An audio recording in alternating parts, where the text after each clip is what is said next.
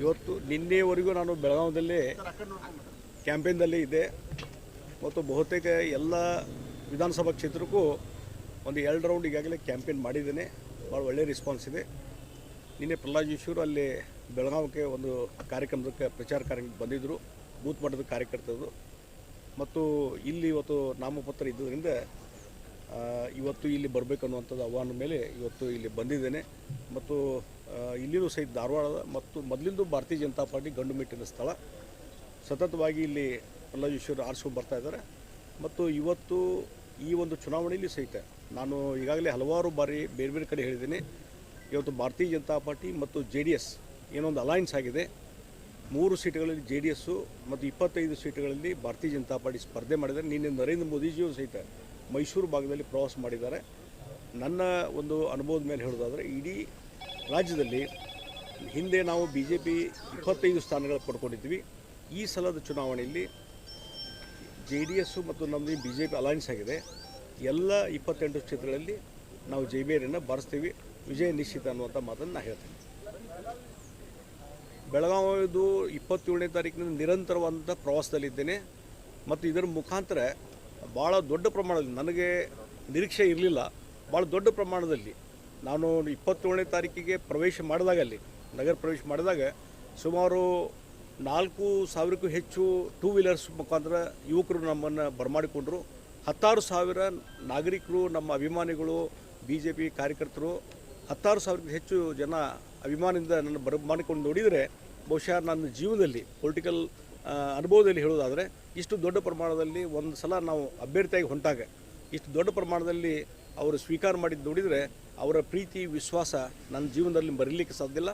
ಆ ದೊಡ್ಡ ಪ್ರಮಾಣದಲ್ಲಿ ನನಗೆ ಪ್ರೀತಿ ವಿಶ್ವಾಸನ ಕೊಟ್ಟಿದ್ದಾರೆ. ಸರ್, ಕಳೆದ ಹಿಂದೆ ಎಲ್ಲ ಚುನಾವಣೆಗಳಲ್ಲೂ ತಾವು ಜೊತೆಗಿರ್ತಿದ್ರು ಪ್ರಹ್ಲಾದ್ ಜೋಶಿ ಜೊತೆ. ಆದರೆ ಈ ಸಾರಿ ನೀವು ಇಲ್ಲ ಮತ್ತು ಬೊಮ್ಮಾಯಿ ಅವರು ಇಲ್ಲ. ನೋಡಿ, ಒಬ್ಬೊಬ್ಬರಿಗೆ ಒಂದು ಜವಾಬ್ದಾರಿ ಕೊಟ್ಟಾಗ ಈಗ ಅದ್ರ ಇಂಪ್ಯಾಕ್ಟ್ ಆಗ್ತದ ಅಂತ ಅಲ್ಲ. ಈಗ ನೋಡಿ, ಓವರಾಲ್ ನಾನು ಒಂದೇ ಹೇಳಿದ್ದೀನಲ್ಲ, ಇಡೀ ರಾಜ್ಯದಲ್ಲಿ 28 ಸ್ಥಾನಗಳನ್ನು ನಾವು ಗೆಲ್ತೀವಿ. ಹೀಗಾಗಿ ಮೋದಿಯವರು ಇವತ್ತೇನಾಗಿದೆ ಜನಮಾನಸದಲ್ಲಿ ನರೇಂದ್ರ ಮೋದಿಜಿಯವರು 10 ವರ್ಷದ ಆಡಳಿತ ನೋಡಿದ್ದಾರೆ ಜನ. ಅವರ ದಕ್ಷ ಆಡಳಿತ, ಒಂದು ಪಾರದರ್ಶಕ ಆಡಳಿತ, ಯಾವುದೇ ಒಂದು ಸ್ಕ್ಯಾಮ್ ಇಲ್ಲ, ಕಪ್ಪು ಚುಕ್ಕಿ ಇಲ್ಲ, ಮತ್ತು ದೇಶದ ಭದ್ರತೆ ಸುಭದ್ರತೆ ಸಲುವಾಗಿ ಜನರು ಶಾಂತಿಯಿಂದ ಇರಬೇಕನ್ನೋ ದೃಷ್ಟಿಯಿಂದ ಮತ್ತು ಇಡೀ ಜಗತ್ತಿನಲ್ಲಿ ಭಾರತ ಬಲಾಢ್ಯ ರಾಷ್ಟ್ರ ಆಗಬೇಕನ್ನುವಂಥ ಒಂದು ಬಲಾಢ್ಯ ನಾಯಕತ್ವ ಬೇಕು. ಅದು ಮೋದಿಯವರು ಈಗಾಗಲೇ ಕೊಟ್ಟಿದ್ದಾರೆ.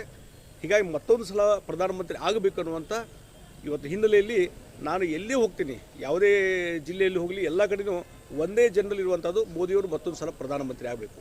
ಈ ಭಾವನೆಯಿಂದ ಇವತ್ತು ಎಲ್ಲ ಕಡೆಯೂ ಭಾರತೀಯ ಜನತಾ ಪಾರ್ಟಿ ಗೆದ್ದು ಬರ್ತೀವಿ.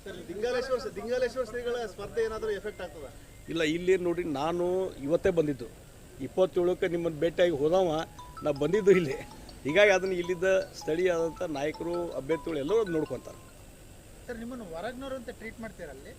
ನೋಡ್ರಿ, ಬಿಗಿನಿಂಗ್ 1-2-3 ದಿವಸ ಇತ್ತು. ಆದರೆ ಇವತ್ತು ನಮ್ಮವನೇ ಅನ್ನುವಂಥ ಒಂದು ಭಾವನೆಯಲ್ಲಿ ಬಂದದ. ಜಗದೀಶ್ ಶೆಟ್ಟರು ಇಲ್ಲಿ ಬರೋದ್ರಿಂದ ಬೆಳಗಾವಿ ಅಭಿವೃದ್ಧಿಗೆ ಹೆಚ್ಚಿನ ರೀತಿ ಕಾಂಟ್ರಿಬ್ಯೂಷನ್ ಆಗ್ತದೆ ಅನ್ನುವಂಥ ಒಂದು ಭಾವನೆ ಜನರಲ್ಲಿ ಬಂದದೆ. ಮತ್ತು ನಮ್ಮನ್ನು ಪ್ರೀತಿ ವಿಶ್ವಾಸದಿಂದ, ನಾನು ಹೇಳಿದಲ್ಲ, ಪ್ರೀತಿ ವಿಶ್ವಾಸದಿಂದ ಎಲ್ಲೆಲ್ಲಿ ನಾವು ಪ್ರವಾಸ, ನಗರದಲ್ಲಿ ಇರ್ಬೋದು, ಅದು ಸವದತ್ತಿ ಇರ್ಬೋದು, ಗೋಕಾಕ್ ಅರ್ಬಾವಿ ಇರ್ಬೋದು, ರಾಮದುರ್ಗ ಇರ್ಬೋದು, ಅದು ಬೈಲೊಂಗಲ್ ಇರ್ಬೋದು, ಬೆಳಗಾವಿ ಗ್ರಾಮಾಂತರ ದೊಡ್ಡ ದೊಡ್ಡ ಸಮಾವೇಶಗಳಾಗಿದ್ದಾವೆ. ಭಾಳ ಒಂದು ಪ್ರೀತಿ ವಿಶ್ವಾಸದಿಂದ ನೋಡ್ಕೊತಾರೆ. ನಾನು ಈಗಾಗಲೇ ಒಂದು ಸಲ ಮಾತಾಡಿದೆ, ನನಗೆ ಹೇಳಿದರು, ಮಾತಾಡಿದೆ. ಅವರು ನನ್ನ ನಿಲುವು ಅಚಲ ಅಂತ ಹೇಳಿದ್ದಾರೆ. ಅದಕ್ಕೆ ನಾನು ಏನು ಹೇಳೋದು ಅವ್ರಿಗೆ ಹೇಳಿದ್ದೇನೆ. ಅವರು ಏನು ಸ್ಟ್ಯಾಂಡ್ ತೊಗೊಂಡಿದ್ದಾರೆ. ಚುನಾವಣೆ ಇದೆ, we have to face it. Yes. Sir, Kumaraswamy ಅವರು ಶಕ್ತಿ ಯೋಜನೆಯಿಂದ ಹೆಣ್ಮಕ್ಳು ದಾರಿ ತಪ್ಪಿದ್ದಾರೆ ಅಂತಂದು ಹೇಳಿಕೆ ಕೊಟ್ಟಿದ್ದಾರೆ. ಇದರಿಂದ ನೋಡ್ರಿ, ಏನಾಗಿದೆ, ಒಂದು ಇಂಟರ್ಪ್ರಿಟೇಷನ್ನು ಹೆಚ್ಚು ಕಡಿಮೆ ಆಗ್ತವೆ. ಹೀಗಾಗಿ ಆ ಸ್ಟೇಟ್ಮೆಂಟ್ ನಾನು ಈ ಇಲೆಕ್ಷನ್ ಇದರಲ್ಲಿ ಬಿಜೆಪಿಯಿಂದ ಅವರು ಸ್ಪಷ್ಟವಾದಂಥ ಸ್ಟೇಟ್ಮೆಂಟ್ ನೋಡಿಲ್ಲ. ಬಟ್ ಕೆಲವೊಮ್ಮೆ ಇಂಟರ್ಪ್ರಿಟೇಷನ್ ಅವರೇ ಅದಕ್ಕೆ ಸ್ಪಷ್ಟೀಕರಣ ಕೊಟ್ಟಿದ್ದಾರೆ. ನನಗೆ ಗೊತ್ತಿಲ್ಲ. ಅಲ್ಲ, ನನಗೆ ಅದ್ರ ಬಗ್ಗೆ ಮಾಹಿತಿ ಇಲ್ಲ.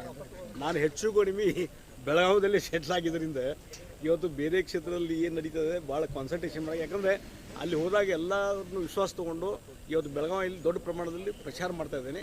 ಹೀಗಾಗಿ ಬೇರೆ ಕ್ಷೇತ್ರ ನಡೆದು ನಮ್ಮ ರಾಜ್ಯದ ವರಿಷ್ಠರು, ರಾಷ್ಟ್ರೀಯ ವರಿಷ್ಠರು ಅದನ್ನೆಲ್ಲ ಗಮನ ಹರಿಸ್ತಾರೆ. ನಮಸ್ಕಾರ.